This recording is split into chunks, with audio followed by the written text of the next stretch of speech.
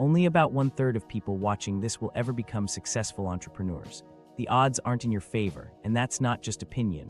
Recent global reports show that fear of failure keeps nearly half of would-be founders on the sidelines. Kevin O'Leary, known for his blunt advice on Shark Tank, has a simple way to spot who's got what it takes. He calls it the ice cream test. It's not about business plans or dazzling resumes. It's about what you do when nobody's watching, and whether you're willing to handle the work that nobody else wants. O'Leary's own story starts with a single day at a summer job, one that changed his entire outlook on business. The ice cream test revealed. The ice cream test is simple, but it reveals a lot. On his first day at an ice cream shop, O'Leary was given 2 jobs: serve customers and scrape gum off the floor. He was eager to scoop ice cream, but he refused to get down and clean up the gum. The manager fired him on the spot. That moment stuck with him, not because he lost a job, but because he realized the difference between people willing to do whatever it takes and those who aren't. For O'Leary, that's the dividing line between employees and entrepreneurs. He carried that lesson forward. In every business he's built, O'Leary looks for people who are ready to handle both the visible and invisible work. He doesn't care how impressive your resume is if you won't tackle the unglamorous tasks. When he interviews founders on Shark Tank, he pays close attention to who's willing to roll up their sleeves. If you make excuses or act like certain jobs are beneath you, he's out. The ice cream test is less about cleaning floors and more about attitude. Will you do what's necessary, even when no one's watching? Modern research backs this up. A study out of Montreal Business School found that founders who have worked frontline roles, answering support tickets, packing boxes, or troubleshooting customer issues, make stronger decisions and attract more investment. Startups where leaders get involved in the daily grind tend to grow faster and avoid common pitfalls. O'Leary points to his own experience with SoftKey, where he personally answered tech support calls for months. He believes that kind of hands-on involvement builds a real understanding of how a company runs. You see this pattern everywhere. Founders who know the details of their business, how products get made, how customers are supported, how money moves, are better at solving problems. Investors notice when a founder can explain the nuts and bolts of their operation. O'Leary says he can tell within a few questions if someone actually understands their business or is just repeating buzzwords. The difference is almost always experience. Those who have done the work themselves have a practical edge. The ice cream test also shapes how companies hire and promote. Managers who occasionally do entry-level work, like bussing tables or answering phones, tend to build stronger teams and keep turnover low. It's not about micromanaging. It's about staying connected to the reality of the business. Employees notice when leaders aren't afraid to get their hands dirty, and it sets a standard for the whole team. O'Leary's approach isn't just about business. He believes the willingness to handle the unglamorous tasks translates to personal finance and career growth, too. If you skip the basics, tracking expenses, understanding where your money goes, or learning the fundamentals of your job, you're setting yourself up for trouble. The people who pay attention to the small stuff are the ones who succeed in the long run. This mindset has consequences beyond the office. O'Leary argues that ignoring the less exciting parts of life, whether it's budgeting, maintenance, or daily routines, leads to avoidable setbacks. The ice cream test at its core is about discipline and self-awareness. It's a filter for who's ready to take control of their future and who is. This focus on doing the necessary work, even when it's not glamorous, is at the heart of O'Leary's philosophy. But he also believes that what you do with your money day to day is just as important. That brings us to another principle he's passionate about: the small, daily spending habits that can quietly undermine your financial future. The $28 daily poverty trap. O'Leary often points out what he calls the $28 daily poverty trap, a pattern that quietly drains wealth from millions. It's not just about expensive coffee or trendy lunches. It's the routine spending on small comforts, a takeout meal here, a streaming subscription there, a rideshare home after work. Each one feels insignificant, but together, these habits add up fast. In 2025, with the cost of living rising and everyday expenses eating into paychecks, Gen Z and millennials are especially vulnerable. Studies show that nearly half of Gen Z cite daily expenses like groceries, rent, and dining out as the main reason they struggle to save or invest. While $28 might seem like an arbitrary number, it reflects the real-world average for a day's worth of non-essential purchases: coffee runs, delivery fees, app subscriptions, and impulse buys. Over a year, that's more than $10,000. For many, this amount rivals a down payment on a home or the seed money to start a business. The opportunity cost is even greater when you factor in what that money could become if invested. If you redirected just $28 a day into a low-cost S&P 500 index fund, historical returns of around 8% per year would grow that sum to over $400,000 in 30 years. That's not a hypothetical. This is how compound interest works, and it's why small daily choices matter so much. The problem isn't just the obvious purchases. Subscription creep is a real threat. The average household now spends hundreds each month on digital services, music, movies, software, even forgotten fitness apps. Many people pay for more than 9 subscriptions, often without realizing how rarely they use them. Food delivery apps have made it easy to spend $20 or more on a single meal, with service charges and tips pushing the total even higher. These small leaks in your budget go unnoticed until you step back and add them up. O'Leary's advice is direct. Track your spending for a month. Don't guess. Write down every non-essential purchase, whether it's a coffee, an app renewal, or a late-night snack. Most people are shocked by the total. The point isn't to eliminate all enjoyment, but to become aware of where your money actually goes. Once you see the pattern, choose one recurring habit, maybe it's daily takeout or an unused subscription, and redirect that money into an investment account. Even a modest shift can change your financial trajectory. Instead of feeling deprived, you're building something real for your future. Financial advisors in 2025 echo this approach. They see clients who claim they can't afford to invest, yet spend thousands each year on convenience and entertainment. Banking apps now offer tools to flag discretionary spending and show how reallocating even a small daily amount can accelerate debt repayment or retirement savings. Couples who review spending together and set joint investment goals report fewer arguments about money and more progress toward long-term security. This isn't about cutting every luxury. It's about making conscious choices. O'Leary argues that the difference between those who build wealth and those who struggle isn't luck or income. It's discipline with the small daily decisions. When you recognize the true cost of habitual spending, you gain the power to change your financial future. Some of the most effective wealth-building strategies are surprisingly simple. O'Leary credits much of his financial philosophy to his mother, whose practical methods still outperform most modern trends. Her approach shows how everyday discipline can turn small savings into real wealth over time. Georgette's investment strategy. Georgette O'Leary's approach to investing stands out for its clarity and discipline. From her very first paycheck, she set aside 20% for investments, specifically dividend-paying stocks and 7-year bonds. She never touched the principal, letting compounding do the heavy lifting for over 5 decades. The results were practical. Her investments paid for her son's college, supported the family through tough times, and grew steadily regardless of market swings. Her strategy followed a set of simple rules. No more than 5% of the portfolio went into any single stock or bond, and no more than 20% in any sector, except for real estate, which made up about 1/3 of her net worth. She preferred companies that paid reliable dividends, blue-chip names with decades of stable payouts. For bonds, she stuck with high-grade corporate issues, the kind that provided predictable income. The key was spreading risk and never betting heavily on any one area. In today's terms, Georgette's method translates to consistent, automatic investing in diversified funds or ETFs that focus on quality and dividends. For example, the OUSA ETF, which reflects O'Leary's philosophy, holds leading companies like Microsoft and Apple, all of which pay dividends and have strong balance sheets. Since its launch, OUSA has delivered more than 100% total return, showing how steady, income-focused investing can outperform riskier strategies over time. She avoided the temptation to chase hot trends or time the market. Her portfolio wasn't about excitement, it was about reliability. She reinvested every dividend and coupon payment, letting compounding quietly build wealth in the background. Even during market downturns, she didn't panic or sell. The steady stream of income made it easier to stay the course when others were selling in fear. O'Leary credits his mother's rules for shaping his own approach. He still follows the 5-20 rule in his personal and professional investing. Never let a single stock make up more than 5% of the portfolio, or a sector more than 20%. This discipline prevents overexposure to any single company or industry, which can be especially dangerous when markets get volatile.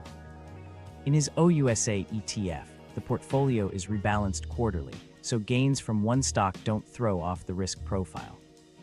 Modern investors can use technology to automate much of what Georgette did by hand. Robo-advisors and micro-investing apps make it possible to diversify with as little as $20, and fractional shares mean you don't need to wait to own a piece of major companies. The real barrier isn't the amount you start with, it's whether you stick with the plan long-term. Small, regular contributions, reinvested over decades, can grow into substantial sums.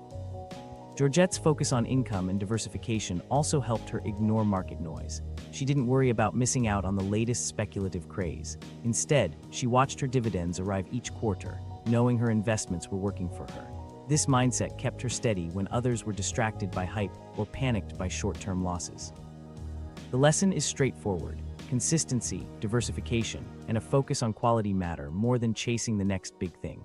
O'Leary's own success, and his reluctance to gamble on fads, comes directly from watching his mother's steady hand. The same principles apply whether you're starting with $20 or $20,000. But building wealth isn't just about how you invest. O'Leary argues that protecting what you earn starts with how much you spend, especially on the biggest expense most people face, housing. 2025 Mortgage Rules Explained. Mortgage rules in 2025 are stricter than ever, and for good reason. Kevin O'Leary's guideline is clear. Never let your mortgage and home maintenance costs exceed 1/3 of your income. This isn't just a suggestion. It's a line you don't cross if you want to avoid financial stress. With interest rates hovering between 6.8% and 7.3% this year, the math behind home ownership gets challenging fast. $400,000 home now means a monthly payment of about $2,650 before taxes and insurance, which requires a monthly income of at least $9,500 or $114,000 a year. Despite these numbers, more than half of first-time buyers still stretch beyond the 1/3 rule, hoping that promotions or side gigs will bail them out. Those who ignore this rule face tough consequences. Maintenance costs have climbed sharply. Roof replacements that cost $8,500 just a few years ago now run over $10,000. Property taxes in popular states like Texas and Florida have jumped as much as 18%. Buyers who let housing consume 40% or more of their income struggle when adjustable rate mortgages reset. Recent credit data shows mortgage delinquencies have increased significantly among households that break the 1/3 rule. Renting, for many, now offers a safer path. That same $2,650 can cover a well-equipped apartment in most cities, utilities included. New rent reporting programs help renters build credit just like homeowners. The difference is flexibility. If you lose your job or need to move, you can downsize without being tied to a property. Homeowners who overreach, on the other hand, often find themselves forced to drain savings or sell at a loss when things go wrong. One example is a couple in Dallas who bought at 42% of their income, then lost their jobs in a tech downturn. Their monthly payments forced them to tap into retirement accounts before eventually selling the house for less than they paid. O'Leary's mother followed this rule religiously. She bought rental properties, but kept her own housing costs well below 1/3 of her income. Today, successful investors still separate personal housing expenses from investment properties. This discipline allows them to weather downturns because their basic living costs remain manageable while their assets continue to generate income. Mortgage products have evolved, but not always for the better. Some lenders now offer 45-year loans to lower monthly payments, but this only increases the total interest paid. Others use income averaging, counting future bonuses or side jobs that may never materialize. Some buyers even give up equity to reduce payments temporarily, only to face problems when repairs or life changes hit. These strategies can backfire quickly, leaving homeowners with little margin for error. Numbers tell the story. A household earning $100,000 and spending $3,000 a month on housing has just $2,500 left after taxes for everything else. Subtract childcare, groceries, and car payments, and there's not much left for savings or emergencies. When an unexpected expense hits, a broken furnace or a costly repair, many find they have less than $500 in reserves, a direct result of overspending on housing. Location matters too. In some cities, sticking to the 1/3 rule buys a spacious home. In others, it barely covers a small condo. Remote workers who relocate to less expensive areas often save a significant chunk of their income, while those in high-cost cities face higher stress and less financial flexibility. Some buyers try to get creative, counting rental income from a basement or accessory unit toward their mortgage. This works until the unit sits vacant, and suddenly the homeowner is on the hook for the full payment. Banks have started stress-testing loans for these risks, but many buyers still underestimate the possibility of vacancy or unexpected costs. Comparing renting and buying is more nuanced than ever. In many markets, the first year of mortgage payments goes mostly toward interest, not building equity. Renters who invest the difference between rent and what a mortgage would cost can sometimes come out ahead over time, especially when factoring in repairs, taxes, and depreciation. There's also a psychological benefit to following the 1/3 rule. Households with manageable housing costs report fewer arguments about money, better sleep, and more flexibility to invest or handle emergencies.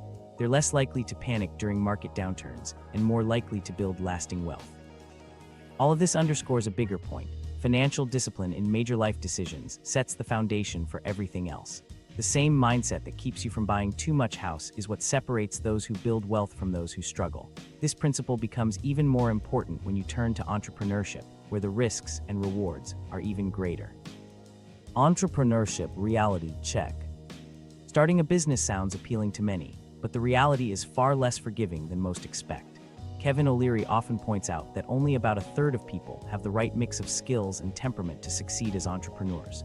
He's not just being pessimistic. Decades of investing and mentoring founders have shown him that the majority will struggle, and most new ventures close their doors within a few years. Recent studies reinforce this. Nearly 90% of startups fail, and the odds are even worse in certain industries. Food businesses, for example, often close within their first year, while retail and tech startups face high failure rates over 5 years. What separates those who make it from those who do? O'Leary boils it down to a handful of traits. First, founders must know their numbers cold. If you can't state your customer acquisition cost or your gross margins with precision, you're already behind. He routinely asks these questions in meetings and finds that most founders rely on guesses rather than data.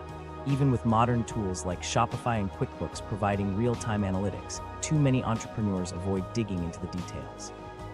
This lack of operational awareness is a common thread in failed businesses. Experience also plays a bigger role than many expect. The average age of a successful founder is now 42, and founders over 40 are 3 times more likely to succeed than those under 30. Older entrepreneurs bring industry knowledge, established networks, and a better sense of risk. They're also more likely to have personal savings, which helps them weather the inevitable ups and downs. O'Leary has seen time and again that energy and passion are no substitute for experience and planning. Common misconception is that passion alone will carry a business to success. O'Leary has met countless founders who are deeply passionate but lack a solid business model. Passion without process leads to costly mistakes. He recalls a couple who invested their life savings in a food venture simply because they loved cooking. They didn't realize their costs outpaced their sales until it was too late. The lesson: enthusiasm doesn't replace the need for careful financial planning. Operational missteps are another frequent cause of failure. One designer spent years perfecting a product, only to discover his supplier charged far above the market rate. By the time he realized his mistake, he couldn't sell the product at a profit. Others fall into the trap of over-engineering, building out dozens of features before getting a single paying customer. O'Leary insists on launching with a minimum viable product and iterating based on real feedback, not assumptions.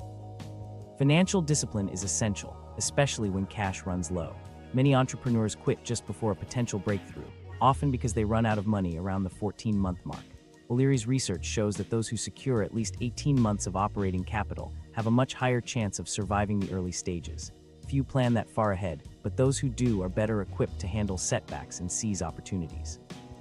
Hiring decisions and market timing can make or break a new venture. Bringing on friends at above-market wages to build culture often leads to unsustainable labor costs and hard choices later. Launching a business in the wrong market or at the wrong time can sink even the best ideas. O'Leary checks local demographics and industry trends before investing, knowing that geography and timing can outweigh product quality. The founders who succeed share a few habits. They track key metrics every day, seek advice from experienced operators, and keep personal finances in order. Most importantly, they make decisions based on data, not ego. They're willing to adapt, cut losses, and pivot when necessary. For most people, staying employed in a structured environment makes more sense than jumping into entrepreneurship. The discipline, risk tolerance, and relentless problem-solving required are not for everyone. Those who need constant direction or dislike uncertainty tend to struggle with the demands of running a business. These pressures don't just affect the business, they spill over into every part of life. When financial stress mounts, it often puts strain on personal relationships, especially for entrepreneurs and their families. Financial stress and relationships. Arguments over money don't just happen in boardrooms or business meetings. They're a constant presence in many households. Financial stress is one of the most persistent sources of conflict in relationships, often surfacing in everyday conversations and decisions. According to a 2024 study from the American Association of Marriage and Family Therapy, more than half of couples argue about money more than any other topic. These disputes cover everything from spending habits and saving strategies to how debt should be managed. Over time, repeated arguments about finances can erode trust and weaken the foundation of a partnership. Patterns of conflict tend to repeat. One partner might quietly accumulate buy now pay later debts, while another dips into joint savings to fund a side project without discussion. Sometimes, the problem is hidden income loss or secret gambling. Financial advisors note that nearly half of couples now operate with entirely separate money management systems, which can signal a lack of transparency and set the stage for further disputes. The numbers behind these tensions are revealing. A household earning $150,000 but carrying $90,000 in student loans and a $4,500 monthly mortgage is already stretched thin. Add a hefty car payment, and the situation becomes even tighter, leaving little room for discretionary spending. When there's nothing left for shared experiences, couples often stop enjoying time together, and the relationship becomes a series of stressful financial negotiations. Some couples attempt to address these issues by running their household finances like a business. O'Leary's mother used a simple profit and loss approach, and modern couples are now adopting similar strategies with budgeting apps that track every transaction in real time. The goal is transparency, no hidden purchases or surprises. Couples who review their finances together at least once a week report far fewer conflicts, and the data suggests that regular check-ins can reduce money-related arguments by more than half. Even so, some disagreements go beyond the numbers. A partner might spend thousands on online subscriptions or luxury goods while criticizing minor expenses by the other. Others might purchase expensive items, like a high-end exercise bike or tech gadget, without agreement, leading to resentment. These situations often reflect deeper trust issues rather than just disagreements about spending. The current economic environment adds new challenges. With one partner sometimes earning significantly more due to hybrid work or career changes, power imbalances and resentment can build. In some cases, risky financial decisions are made in secret, such as day trading savings or making large donations without discussion. These actions undermine the sense of teamwork that's essential for a healthy relationship. A practical solution is the use of separate discretionary accounts. Each partner receives a set amount for personal spending, with no questions asked. For a couple earning $120,000, this might mean allocating $400 a month each for individual purchases. This approach allows for autonomy while maintaining shared financial goals and has been shown to significantly reduce arguments over small expenses. Some conflicts reveal fundamental differences in financial values, such as one partner prioritizing security while the other is motivated by activism or risk-taking. In these cases, counseling may be necessary to align philosophies and establish new agreements. Technology now offers tools to support transparency and accountability. Credit monitoring apps alert both partners to changes in accounts or credit scores, and some couples draft written agreements outlining spending limits and debt responsibilities. Others maintain a household balance sheet and review it together every quarter. Sometimes, disputes arise from outside influences. Social media comparisons can prompt one partner to push for unnecessary upgrades or purchases, adding another layer of financial strain. Advisors now warn couples to be mindful of how online images can distort expectations and drive unnecessary spending. The most difficult situations combine secrecy, overspending, and poor communication. In these cases, couples have to rebuild trust and restructure their finances with strict budgets and outside help. Throughout all of this, the underlying issue is rarely just about the money itself. As O'Leary's mother put it, money fights are really about trust. Data consistently shows that couples who treat financial management as a shared responsibility, not a battleground, enjoy more stable relationships and greater long-term security. Clear communication and a focus on what matters most help couples avoid the distractions that can derail both their finances and their partnership. This same principle, distinguishing what truly matters from what doesn't, applies just as much in business as it does at home. Signal versus noise in business. In the world of business, distractions are everywhere, and the ability to filter out what doesn't matter is a skill that separates high performers from everyone else. Kevin O'Leary draws a sharp line between signal and noise, a lesson he credits to observing Steve Jobs. Jobs was known for protecting his time and attention, dedicating 80% of his energy to activities that directly moved Apple forward. O'Leary argues most people run closer to a 50-50 split, wasting half their day on things that look like work but add little value. This problem has only grown with modern technology. Analytics from 2025 show that knowledge workers now change tasks every 45 seconds. A McKinsey survey found that nearly a third of the average workday is spent just managing email, with many spending over 10 hours a week in their inboxes. When people carve out uninterrupted blocks of focused work, their output triples compared to days filled with constant notifications and meetings. The cost of distraction is real. After every interruption, it takes more than 20 minutes to regain full focus. For a 10-person team, even a handful of unnecessary Slack messages can erase hours of productive work each day. O'Leary sees the effects up close. He's watched founders spend whole weeks tweaking website colors or sitting through daily meetings that never result in action. His test for every task is simple. Does it directly increase revenue or reduce costs? If not, it's noise. He's seen startups burn through their runway debating branding or chasing press mentions that never bring in customers. Meanwhile, companies that enforce focused work, like banning meetings one day a week, see measurable gains in output. There are countless examples of noise masquerading as progress. Marketing teams obsess over social media likes instead of paying attention to conversion rates. CEOs spend on flashy ads they can't fulfill orders for. Some executives delete Slack from their phones after realizing most messages don't require their attention, only to see team productivity climb. Others use tools to track how much of their day is spent on activities that actually drive results. When companies reward outcomes, like customer issues solved, instead of hours logged, growth follows. Some distractions are self-imposed. Entrepreneurs often mistake movement for progress, filling their calendars with networking events or endless brainstorming sessions. O'Leary has seen founders spend months perfecting packaging for products that never find buyers. His rule is blunt. If you can't draw a straight line from a task to revenue, it's probably noise. Email is a common culprit. Most internal messages are unnecessary, and status updates can usually be condensed to a few bullet points. Some companies go as far as banning internal email altogether, forcing concise communication and freeing up time for real work. The difference in culture is immediate. People spend less time explaining and more time executing. Hiring decisions also play a role. Strong employees naturally filter for signal, questioning why a task matters before investing time. O'Leary prefers to back leaders who build teams that constantly ask whether their work really moves the business forward. The weakest hires create noise through redundant processes and misplaced priorities. Tools now help quantify the problem.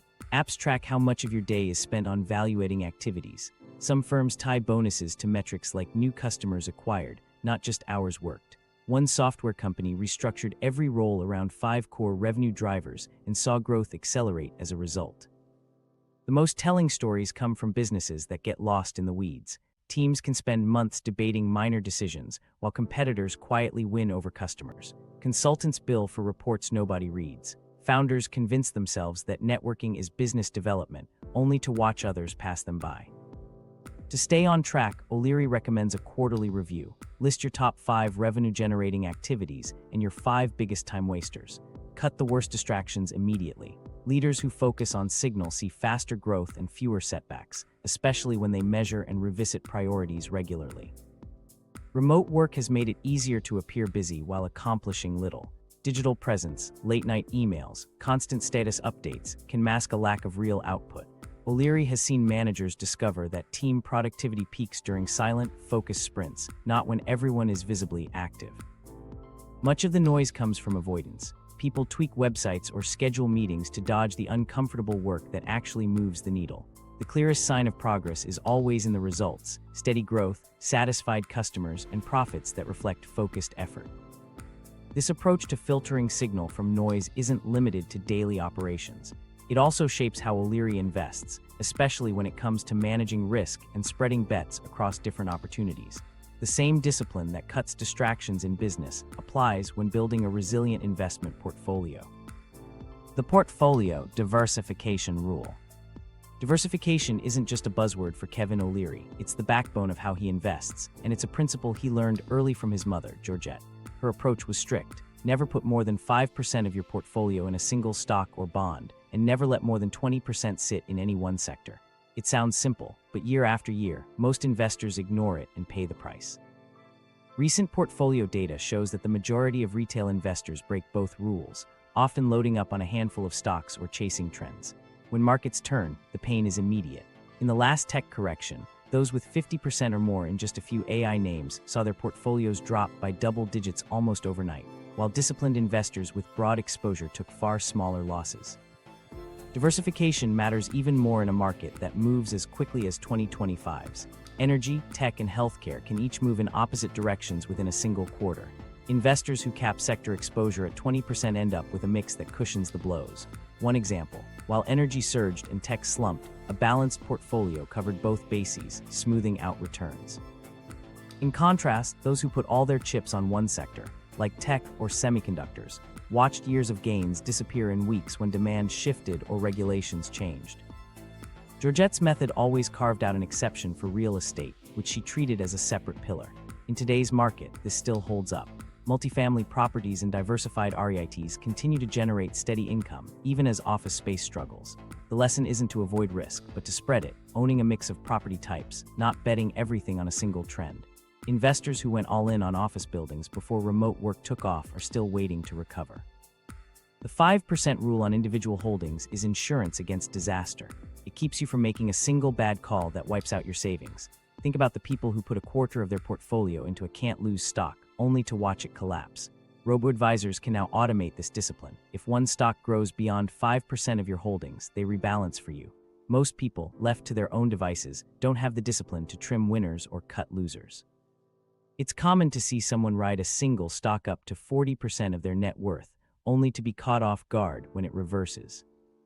Sector concentration is another hidden risk. Many investors think they're diversified because they hold a basket of stocks, but if most are in the same industry, they're exposed to the same shocks. The last market downturn proved this. Portfolios that spread exposure across several sectors weathered the storm, while those overweight in one area took the brunt of the fall. It's not just about the number of holdings, but what they represent.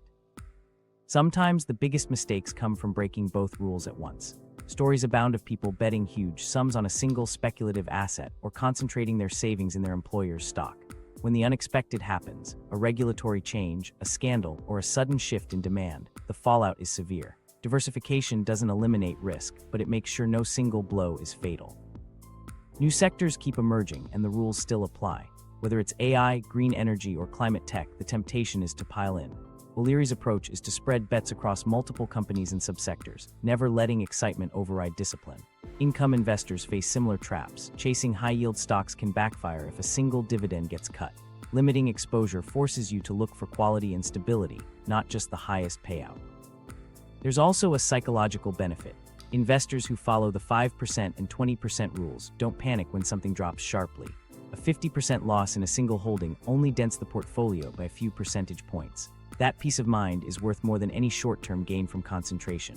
In contrast, business owners who keep all their wealth in their own company are taking far greater risks than they realize. Today, tools like ETFs and automated platforms make it easier than ever to stay diversified. The real challenge is sticking to the rules when markets get exciting. O'Leary's own portfolio is proof. He keeps strict limits on individual and sector exposure, with a tilt toward real estate, but never bets everything on one idea. When asked why, he points to decades of experience and his mother's advice. Being wrong even once can cost you more than years of steady gains. While diversification is the foundation for protecting what you've built, the other side of the equation is how quickly small spending habits can erode your progress. The daily choices you make, often disguised as convenience or minor indulgences, can quietly drain your wealth over time. Modern spending traps. Convenience spending in 2025 has taken on new forms that quietly undermine financial discipline. What used to be the classic $28 lunch now shows up as $14 overnight delivery fees for basic items or paying $9 for express checkout when standard shipping is free. These charges seem minor, but they add up quickly.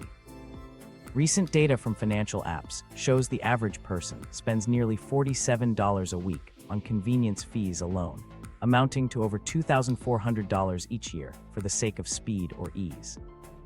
Subscription services are another common pitfall.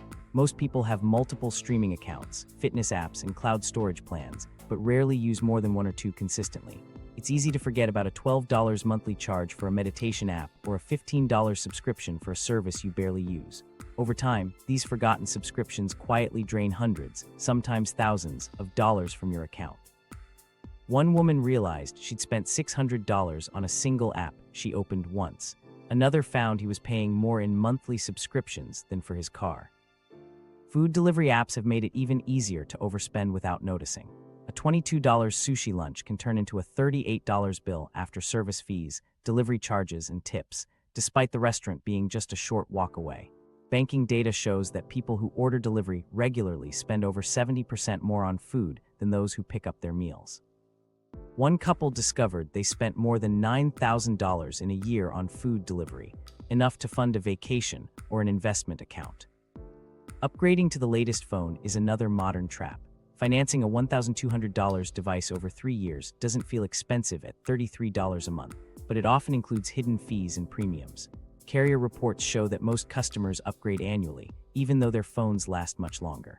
The result is a cycle of small monthly payments that add up to far more than if you bought a previous model outright. The psychology behind these spending habits is simple. Small, frequent charges don't feel as painful as larger, one-time expenses.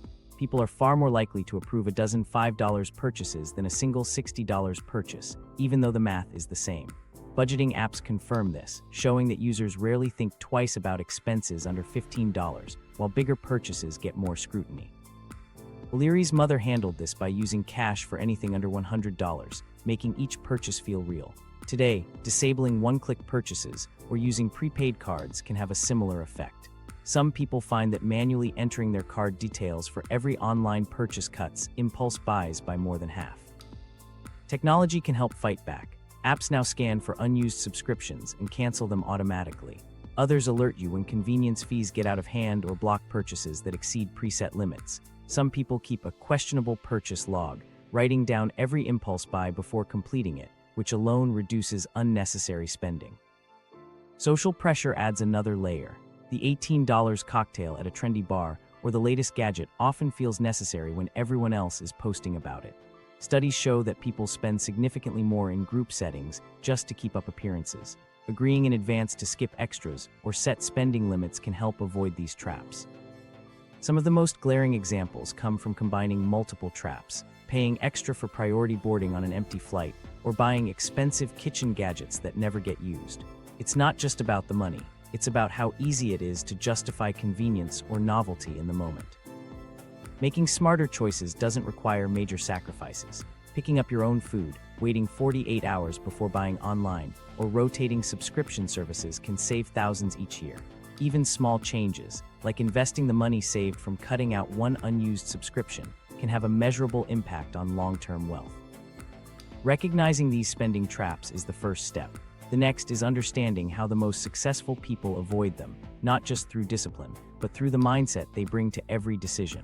That mindset often reveals itself before a word is spoken. Entrepreneurial aura in 2025. Entrepreneurial aura in 2025 is more than a buzzword. It's the immediate impression that sets apart those who are ready for the realities of business from those who are not. Kevin O'Leary puts real weight on this concept. He claims he can assess an entrepreneur's potential within seconds, long before a pitch begins. It comes down to presence, how someone enters a room or logs into a video call, their posture, their eye contact, and whether they project the kind of preparedness that signals they can handle adversity. In a world where most introductions now happen over screens, this initial impression has only grown in significance. The entrepreneurs who stand out in today's remote-first landscape pay close attention to the basics. They show up early to virtual meetings, their cameras on, backgrounds tidy, and they're ready to start before anyone else joins. There's no fumbling with settings or apologizing for distractions. These details might seem minor, but O'Leary and other investors notice them immediately. The message is clear. This person values your time and takes the opportunity seriously.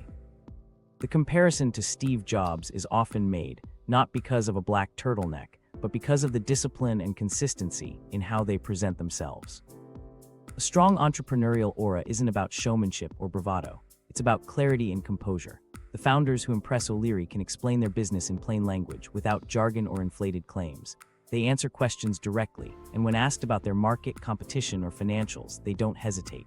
One founder described her business as helping small stores track inventory without headaches, simple, specific, and easy to understand. That kind of clarity cuts through the noise and builds trust quickly. Financial fluency is central to this aura. O'Leary expects founders to know their numbers, customer acquisition cost, lifetime value, margins, burn rate. If someone stumbles on these basics, it signals a lack of preparation.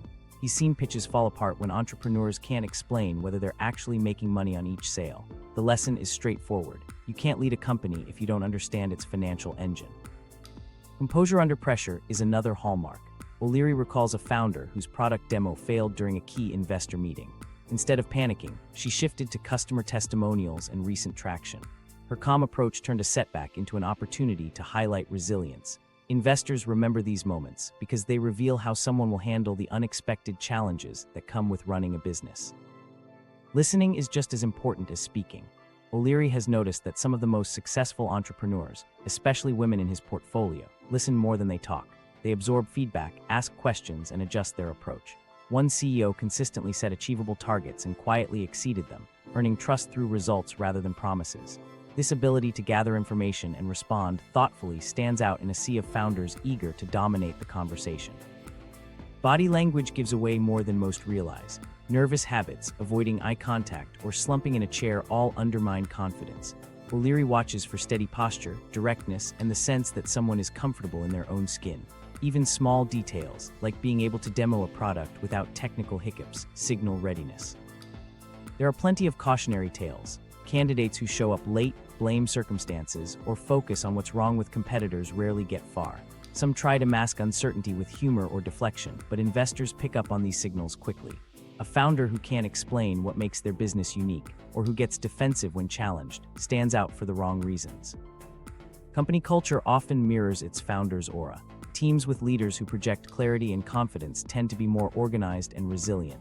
In contrast, chaotic leadership breeds confusion, hesitation, and missed opportunities. O'Leary has seen startups with great products fail because their teams lack direction and trust. Technology can't replace the human element. AI-driven avatars and video analytics might measure facial expressions or tone, but they miss the substance behind real presence. O'Leary still relies on his instinct, honed by years of experience, to judge whether someone has the right mix of discipline and adaptability. Ultimately, the entrepreneurial aura is a combination of confidence, preparation, and the ability to stay focused on what matters most. It's what convinces investors to back a founder, partners to join a team, and customers to trust a new brand. In a crowded field, this presence is often the deciding factor. But even the strongest aura and sharpest business instincts can be undermined by choices made outside the boardroom. Personal decisions, especially those involving relationships, carry just as much weight for long-term success. The partner selection factor. The way you choose a partner shapes your financial future more than any investment or career move. Kevin O'Leary puts it bluntly, your life partner is your most important financial decision. It's not just about love or compatibility. How you align on money can determine whether you build wealth together or end up in constant conflict. Recent studies back this up. The American Association of Marriage and Family Therapy found that more than half of couples argue about money more than any other topic. When those arguments become routine, the risk of divorce rises sharply. Financial compatibility starts early. It's easy to overlook small warning signs when you're dating, but they often turn into bigger problems later. One partner might avoid talking about budgets or get defensive when spending comes up. Others insist on keeping all finances separate, which can signal trust issues. Dating profiles now even reveal financial attitudes. Some openly admit to working on their credit scores, while others joke about recent bankruptcies. These aren't just quirks, they're early signals about how someone handles money. Debt is a common flashpoint. Secret student loans, hidden credit card balances, or undisclosed gambling debts have ended more relationships than infidelity. When one partner discovers the other has been hiding financial problems, trust erodes quickly. In some cases, it's not just the debt itself, but the secrecy that does the damage. Financial infidelity, hiding accounts, loans, or big purchases can be just as destructive as any other kind of betrayal. Lifestyle differences are another source of friction. Some people push for lifestyle upgrades with every raise, while others prefer to save or invest extra income. Arguments about how to split bills, who pays for what, or whether to prioritize experiences over savings are common. Data shows that couples who split expenses proportionally to income argue less than those who insist on a strict 50-50 split, especially when earnings are uneven. Even small surprises, like one partner draining the emergency fund for a business idea, can cause lasting resentment. Financial advisors see the same patterns. The couples who struggle the most often combine high debt, poor communication, and unstable income. They're more likely to split during tough economic times. The healthiest couples, on the other hand, make money management a joint effort. They hold regular budgeting sessions, set shared goals, and check in often about their progress. Apps make this easier, but the principle is the same. Transparency beats secrecy every time. Modern dating brings new challenges. The rise of financial ghosting, disappearing when money talks get serious, or filtering matches by income bracket is common. Six-figure student debt is now so normalized that it's easy to miss as a red flag. Some even look for partners based on salary, while carrying large consumer debts themselves. These trends make honest conversations even more important. O'Leary's mother treated household finances like a business partnership, with clear roles and regular accountability. Today's successful couples follow suit, whether it's through joint budgeting apps or quarterly net worth meetings. The key is to set habits early, before resentment builds. Not all differences can be bridged. Some people refuse to budget or chase risky investments, no matter how many conversations you have. Others repeatedly gamble away windfalls or avoid steady work. These patterns rarely change, and hoping for improvement is a gamble in itself. The data is clear. Couples who share financial values and work together on money matters report higher satisfaction and build more wealth over time. They're better prepared for setbacks and less likely to let stress damage their relationship. As O'Leary says, love is important, but shared math keeps the lights on. The most resilient couples talk openly about money from the start. They check credit scores, share financial histories, and agree on saving and spending habits before making big commitments. In today's economy, honesty isn't just a virtue, it's a necessity. Understanding the impact of your partner's financial habits is part of building a solid foundation. But timing and experience also play a major role in long-term success, especially when it comes to starting something new. The entrepreneurship launch window. The idea that entrepreneurship is a young person's game doesn't hold up when you look at the numbers. Kevin O'Leary has seen it firsthand. The founders with the highest odds of success aren't the ones pitching apps in their 20s, but those who have spent decades in the workforce. A recent study found that a 60-year-old is 3 times more likely to launch a successful startup than someone half their age. The reason is straightforward: experience matters. The middle-aged accountant starting a bookkeeping business has already seen economic cycles, managed teams, and understands what it takes to keep a company afloat. The college dropout selling digital collectibles from his parents' basement is more likely to burn out before he figures out what customers actually want. The average age of a successful tech founder in the US is 39. That's a far cry from the stories of teenage coding prodigies. Older founders bring something that can't be taught in school: the ability to recognize real problems and build practical solutions. They've been through layoffs, recessions, and office politics. They know what payroll taxes look like, what it means to lose a client, and how to talk to a bank. One 58-year-old insurance executive launched a consulting firm that brought in millions in its first year, not because she had the flashiest idea, but because she knew the pain points of her industry better than anyone. First-time founders don't have great odds. Only about 18% succeed. But those who have already failed once do slightly better. Even a failed business teaches lessons that make the next venture more likely to survive. One developer lost years and a small fortune building a food delivery app nobody wanted. His second attempt, a scheduling tool for dentists, worked because he finally listened to what customers would pay for. The bruises from failure are often the best teachers. Youth can help in some ways. Younger founders might move faster or spot new trends, but they often miss the basics. It's not rare to see someone go viral for a new crypto project, only to fold when tax season arrives and they can't explain their numbers. A 24-year-old might raise $1 million for a new agency, then panic when clients expect real results. Energy is valuable, but it doesn't replace the kind of judgment that only comes from years on the job. The best outcomes usually come from mixing experience with energy. A 45-year-old finance professional teamed up with a 28-year-old coder to launch an accounting API.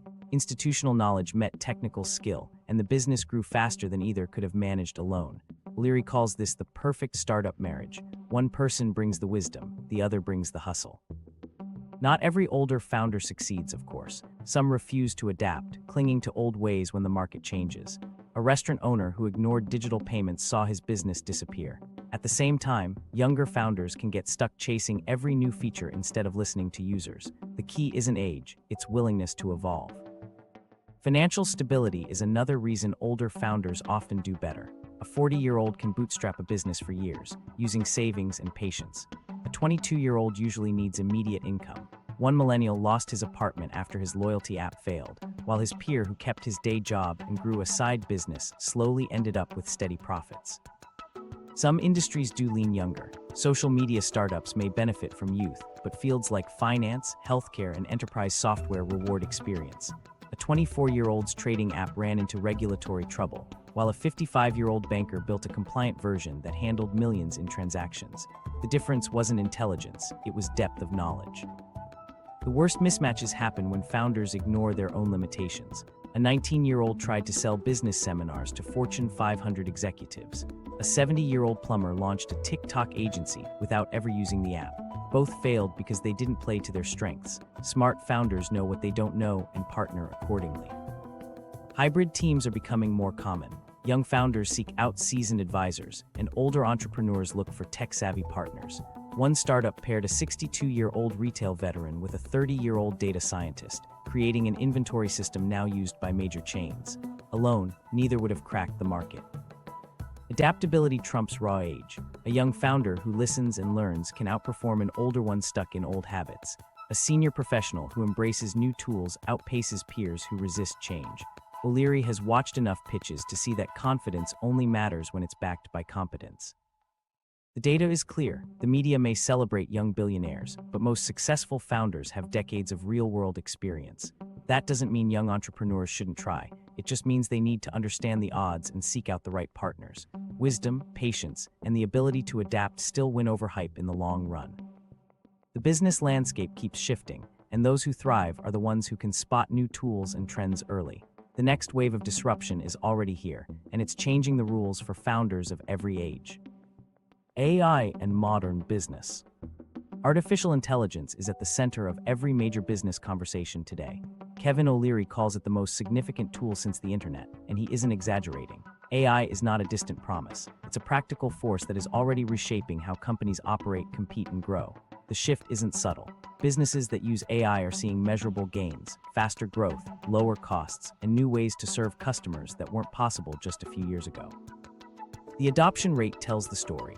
Nearly 9 in 10 Fortune 500 companies now use AI in some form, often starting with customer service or logistics. Manufacturing plants rely on predictive maintenance algorithms to avoid costly breakdowns. Small businesses are automating inventory management, cutting waste, and responding to demand changes in real time.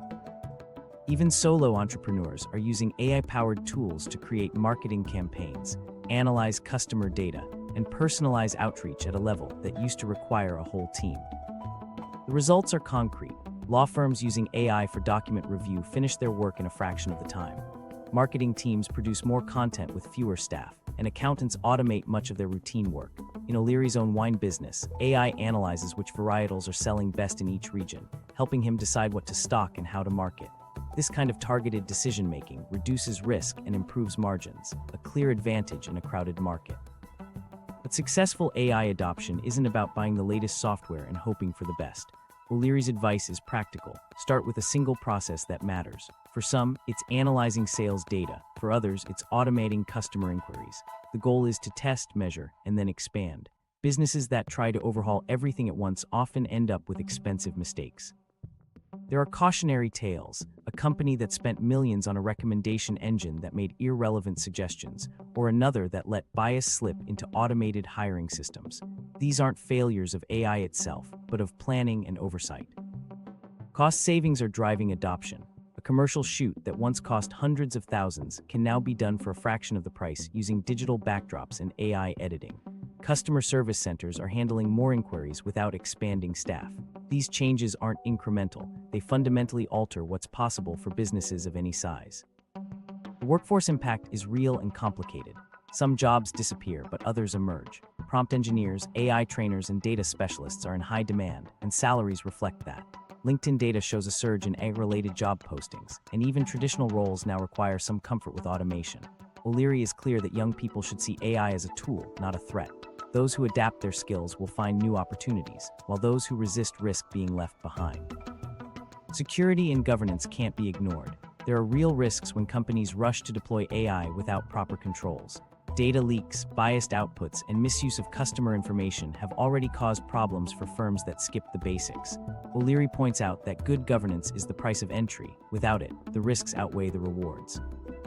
Small businesses may have the most to gain. AI levels the playing field, allowing a single consultant or a tiny team to compete with much larger organizations. Automation frees up time for strategy and growth, not just survival. O'Leary's own experience shows that the right AI tools can turn a niche business into a national brand. Industry after industry is being transformed. Real estate agents use AI to price homes more accurately. Investment firms rely on algorithms to spot trends and manage risk. Healthcare providers use AI diagnostics to catch problems earlier than human doctors alone. The common thread is data. Wherever there's enough information to analyze, AI can find patterns and suggest better decisions. The biggest barrier is often mindset. O'Leary has seen leaders cling to old ways, spending hours on tasks that AI could do in minutes. The resistance isn't about principle, it's about comfort. Businesses that refuse to adapt end up like Blockbuster or Kodak, watching from the sidelines as competitors move ahead.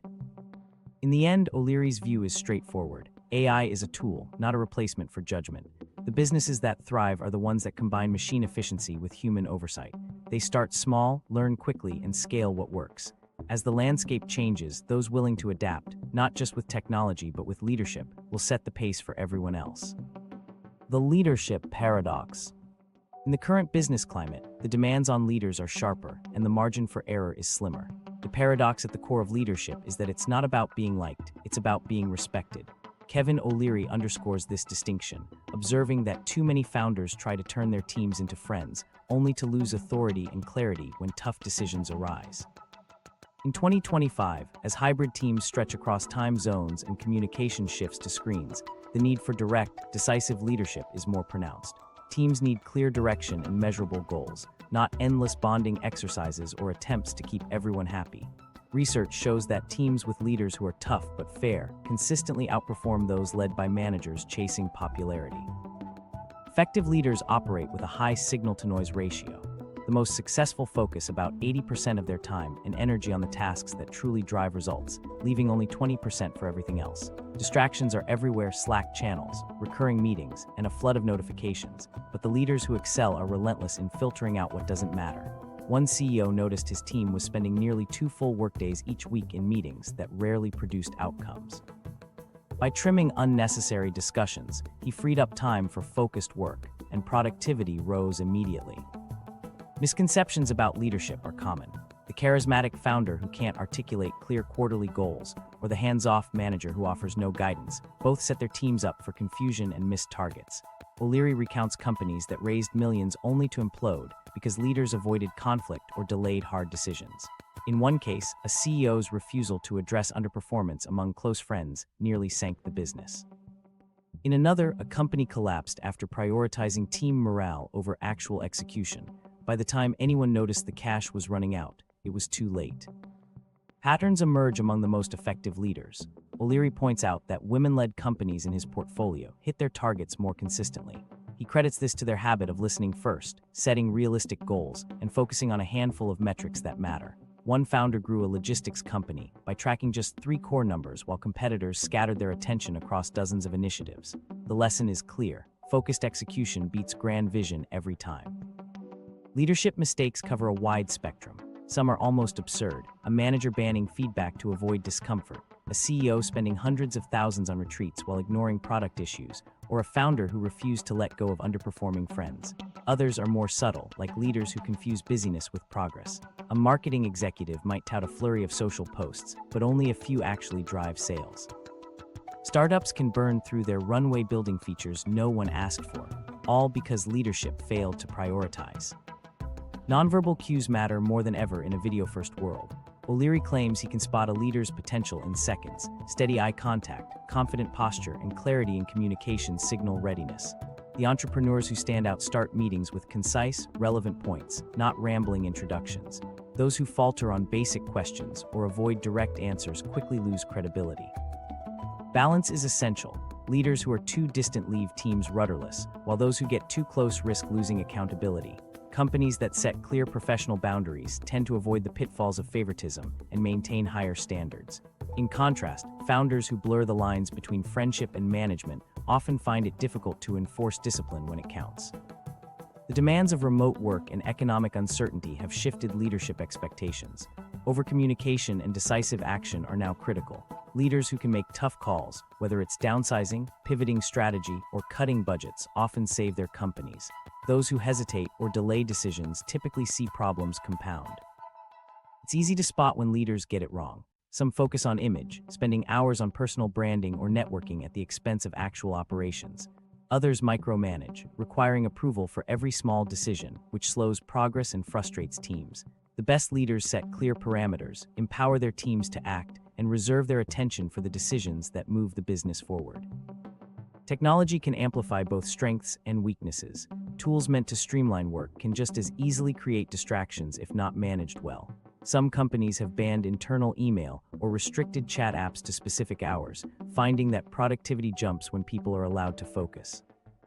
Ultimately, leadership comes down to priorities. What the leader measures, the team follows. If the CEO is fixated on sales, sales improve. If trivial details dominate, so does wasted effort. O'Leary has seen turnarounds happen when leaders publicly track a few critical metrics, and failures when no one can name the company's top goal. In a competitive environment, the ability to ignore distractions and focus relentlessly on what matters is what sets effective leaders apart. This same clarity and discipline carry over into personal finance. The way leaders approach business priorities often mirrors how they manage their own money, by building systems that keep them focused on what matters and prevent waste. Financial discipline in 2025.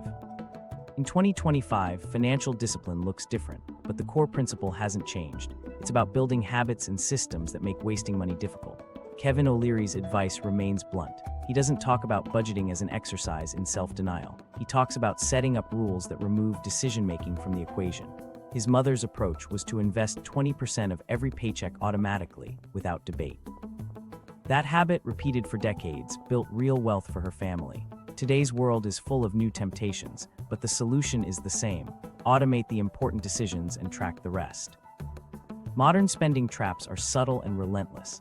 Subscription services quietly pull $47 a month from the average person's account. Food delivery apps tack on hidden fees that add up to hundreds each year. It's not just the big purchases that erode savings. It's the dozens of small, nearly invisible transactions that slip through unnoticed. O'Leary's $28 lunch warning has evolved into a web of microcharges that can drain thousands annually if left unchecked. The first step toward financial discipline is awareness.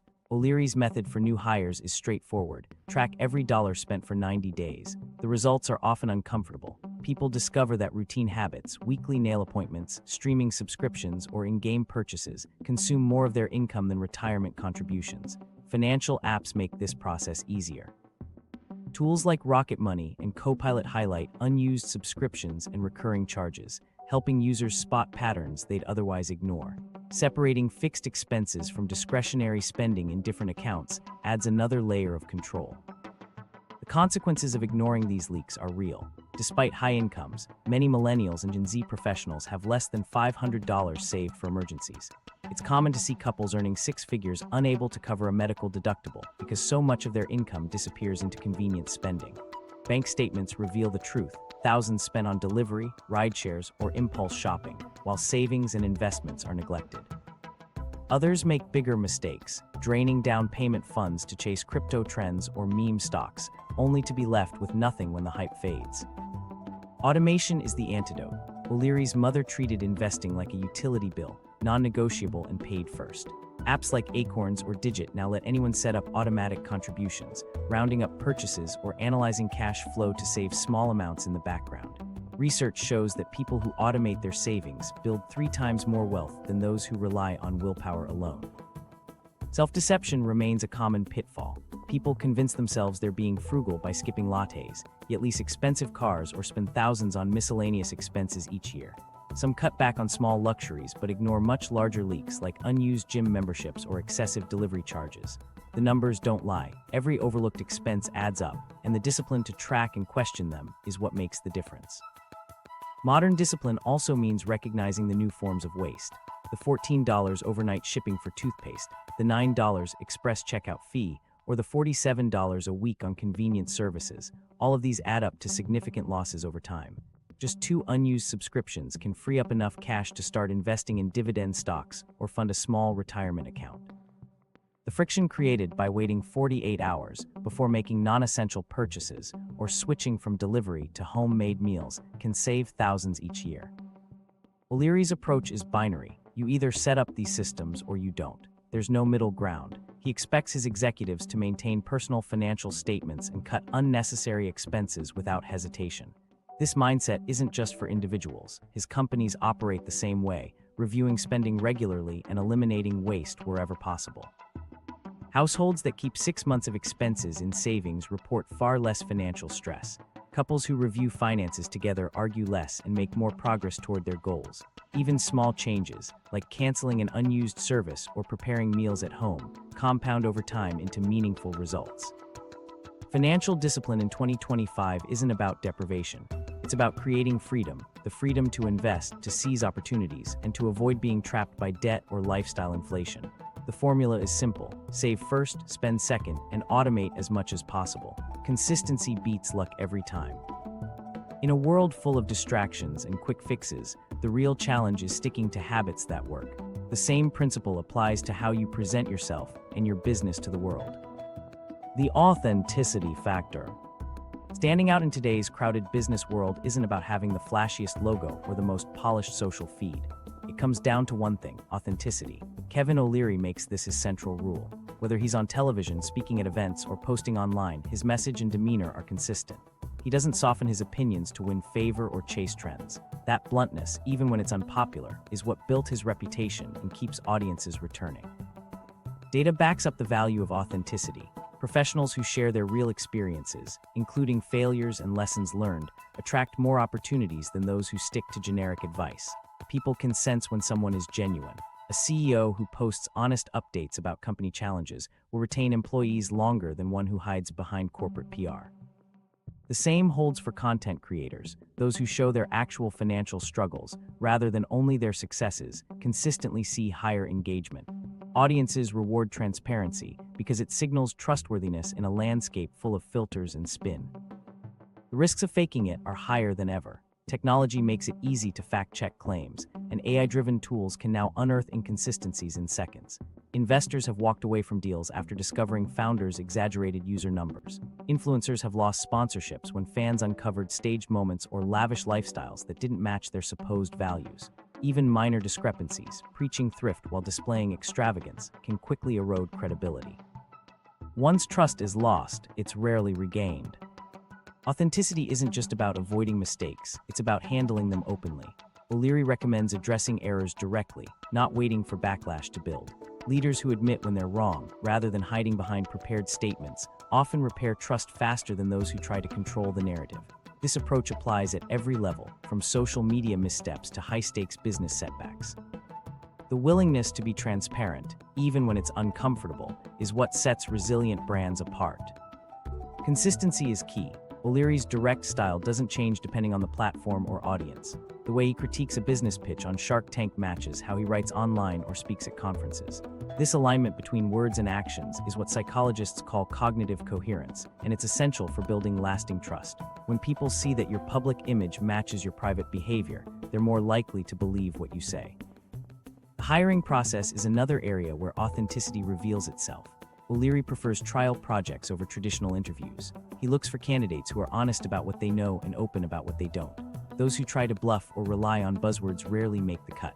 Teams built on honesty and self-awareness tend to outperform those focused on image because they're better at solving real problems and adapting to change. Financial advice is especially vulnerable to inauthenticity.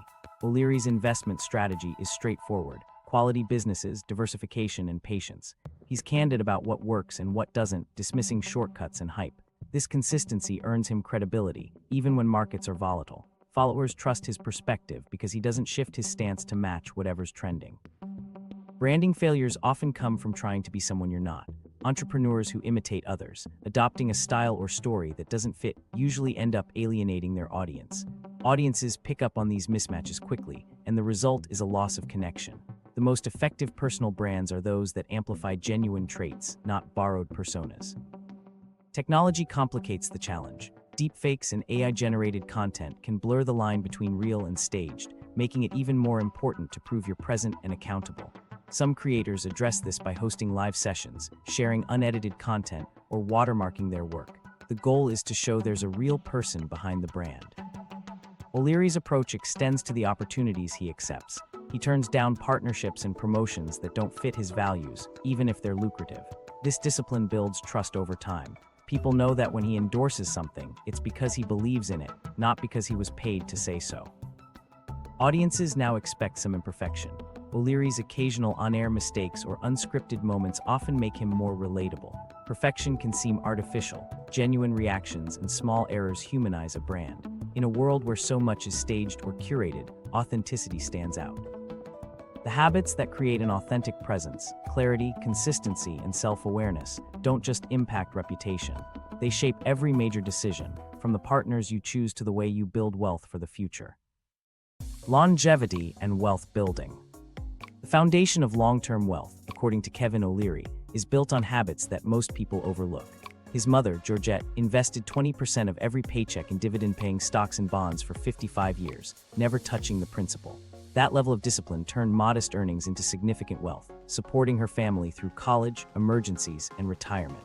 The math behind her approach remains unchanged in 2025.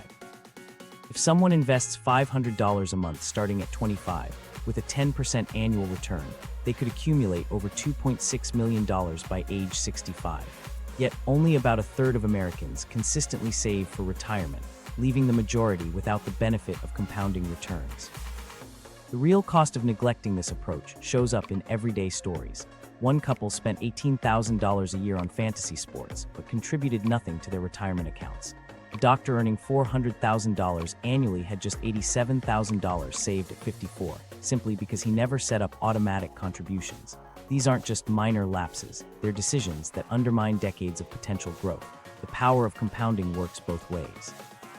A daily $28 habit, left unchecked, can cost nearly $500,000 in lost investment returns over 30 years. Missing out on just 5 years of early investing can force someone to triple their contributions later to catch up. O'Leary's core advice is straightforward: save, invest, and let compounding do the heavy lifting.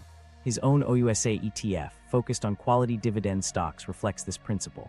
The fund has returned over 115% since inception, not by chasing trends, but by sticking with reliable, income-generating companies.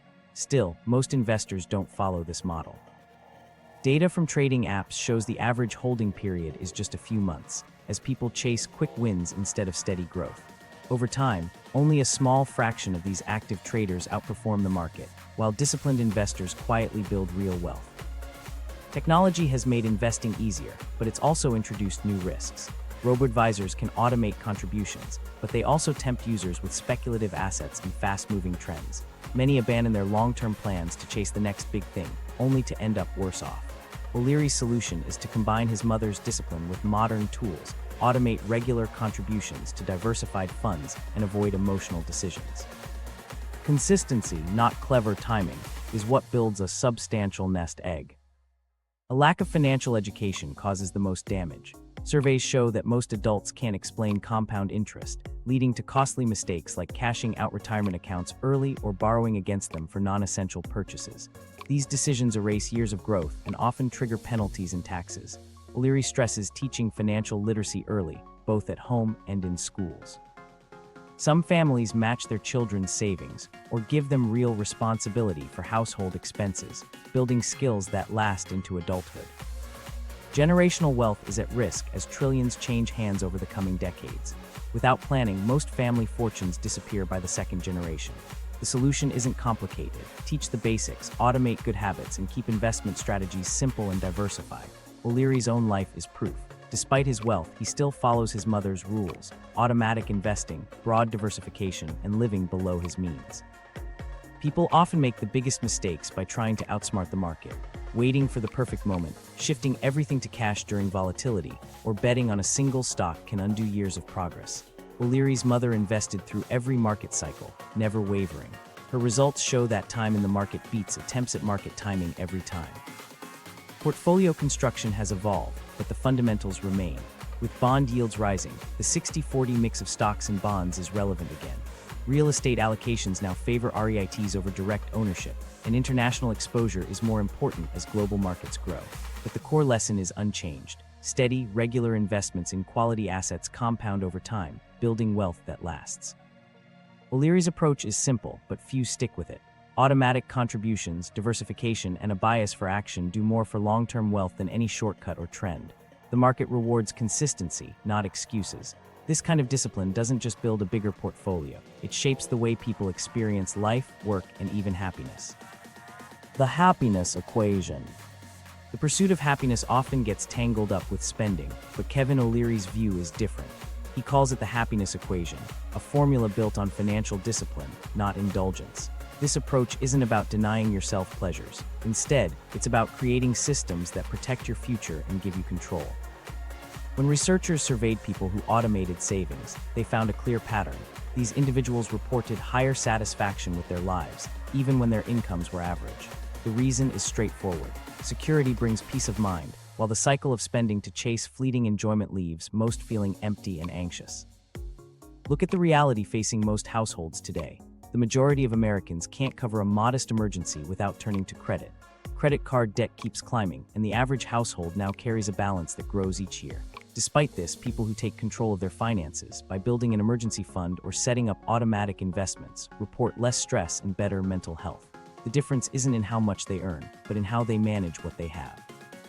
A study from the University of Chicago found that people with just 6 months expenses saved experienced significantly less daily anxiety than those living paycheck to paycheck. The link between financial control and emotional well-being is stronger than ever. O'Leary's happiness equation plays out in the details of daily life. He often points to the $28 lunch as a symbol of instant gratification that erodes long-term security. Today, the same problem shows up as unused subscriptions, convenience fees, and impulse buys that drain accounts without much thought. People who track their spending closely don't describe their lives as deprived. Instead, they talk about the relief of knowing where their money goes and the satisfaction that comes from seeing their savings grow. One survey found that those who automate investing sleep better than active traders, proof that peace of mind outweighs the thrill of chasing short-term gains. Technology has made it easier to put these ideas into practice. Apps now flag spending leaks and automate transfers to savings or investment accounts. For many, the key is to set up barriers that prevent temptation.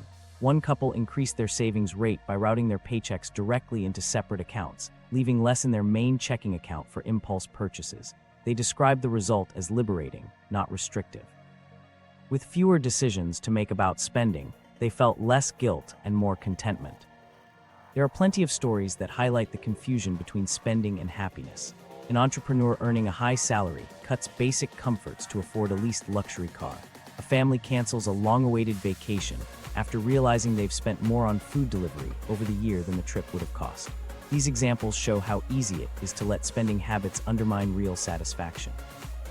Financial stress does more than strain budgets, it erodes relationships.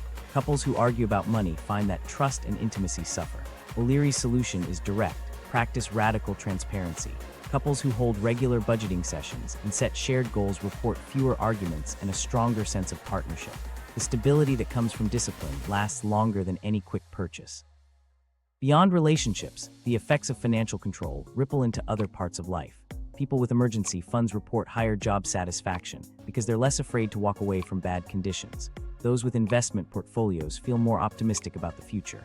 Even modest savings create a sense of security that's hard to match with higher income alone. Psychologists call this the security multiplier, the idea that a small financial buffer can have an outsized impact on well-being. In today's economy, balance means making intentional trade-offs. O'Leary's mother worked long hours and invested consistently, knowing that small sacrifices would pay off later. Modern versions might include side hustles or extra shifts to meet savings goals, but the principle remains. Purposeful effort toward financial independence leads to higher satisfaction. Those who achieve it consistently report greater happiness than those who focus only on chasing the next promotion or purchase. The lesson is clear: happiness isn't about spending more or showing off. It's about using money as a tool for stability, options, and peace of mind. O'Leary's formula, save, invest, and let compounding work, applies as much to happiness as it does to wealth.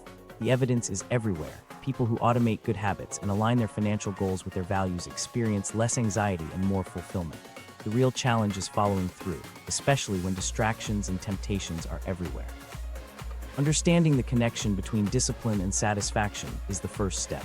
The next is putting these ideas into action, tracking every dollar, and committing to habits that build both wealth and contentment over time. Stepping back, the reality is clear. Most startups do not survive, and the odds are even lower for first-timers. Founders often fail because they ignore basics, like understanding their market, managing cash flow, and learning from others' mistakes. The principles here are straightforward. Keep your housing costs in check, avoid letting daily habits drain your savings, and know that disciplined investing is a better path for most people than chasing risky ventures. Choosing the right partner and adapting to new tools like AI matter just as much as any business plan. The difference between success and struggle often comes down to preparation and discipline. In the end, your next steps, whether in business or personal finance, determine your outcome.